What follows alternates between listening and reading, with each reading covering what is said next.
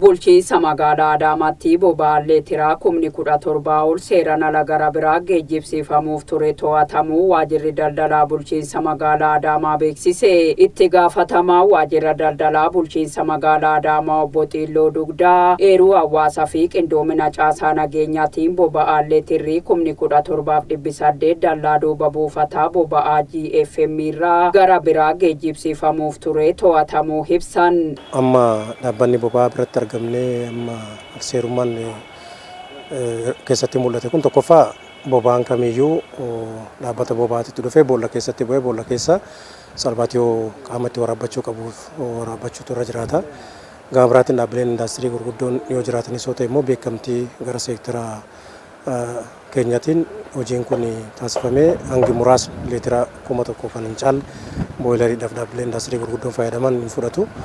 Kanarraa kan hafe garuu konkolaataadhaan boba'aan magaalaa Adaamaa keessa bahuu akka hin dandeenye dhaabbilee boba'aa hunda caasaa keenya sadarkaa jiruun hunda magaalaan keenyas bal'ina magaalaa sochii dinagdeetiin qabdu faana hojiin magaalaa keessatti boba'aan barbaachisu baay'ee bal'aa waan ta'eef magaalaa kanaan alatti boba'aan eeyyamnu karaa jedhuun magaalaa kana keessatti tajaajila akka kennu taasifnee bifa sanaan hubannoon uumamuu qabus dhaabbilee boba'aatis qaamolee hubannoon uumamuu fi qabus uumneet hojiin kun hojjetamaa kan jiru. Haa ta'uutii qaamni boba'aan kun amma asitti akkuma ilaaltan fuullee isaatti gurguraati kan jiru. Duuba isaatti garuu bifa kanaan dhoksaadhaan konkolaattota galchee waraabaa akka jiru eeruun galgala akka seektaraatti dharas dhaqqabee ture. Paralaalii qaama nageenyaas dhaqqabee ture yoosuma qaamni nageenyaa irra dhaqqabee to'ate.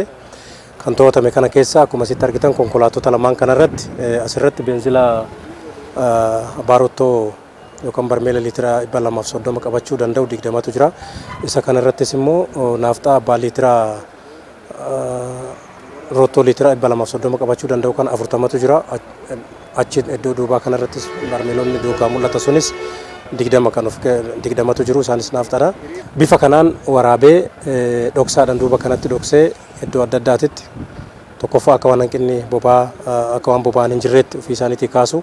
Lammaffaa boba'aa argame immoo hawaasa dhaqqabsiisuudhaan alatti bifa kanaan bifa hannaatiin hojii kana asitti hojjechaa jiranii. Qajeelcha olaanaa poolisii magaalaa Adaamaatti itti gaafatamaan dhimmoota ittisa yakkaa Koomaandar Abdallaa Batunaa sochii boba'aa seeraan alaa kana geejjibsiisuun konkolaataan infeesara tokkoo fi Ayisuusiin tokko battalumatti kan to'atamanii fi namoonni 3 hojicharratti hirmaachuun shakkaman 3 to'annoo jala oolfamuun qorannoon dabalataa gaggeeffamaa jiraachuu himan. Hawaasni adeemsaa daldala seeraan alaa kana fakkaatuu fi kan biroo yeroo argutti akkuma baratamee gara lakkoofsa bilbila bilisaa 9141 fi maloota birootiinis eeruu kennuun ga'ee adda durummaarraa eegamuu baachuu akka qabanis waamicha dhiyeessan.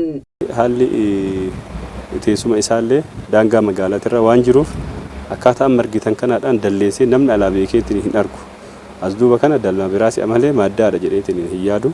Haala kanaan qaanii malee kan waraabaa jiru ta'uu isaati. Akkuma beekamu magaalaa keessa yoo deemtan bakka hundi isaatti konkolaataan rakkoo hanqina keessattuu beenzila irratti makiinaan uummata deddeebisan taaksiin baajaajiin baay'ee rakkachaatiin kan jiranii fi kun immoo yeroo akkasitti yogguu nu dhufnu sanillee baajaajiin karaa irratti salphira hiriira dhaabata garuu waraabaan jiru. As duuba kanatti bifa margitan kanaadhaan kan waraabsisaa jiru ta'uu isaati. Kanaaf uummanni keenya akkaataa itti odeeffannoo nuu kenne kanaadhaan yoo nuu kenne jedhe kan biraatis kana caala cimnee irra gahuu dandeenya.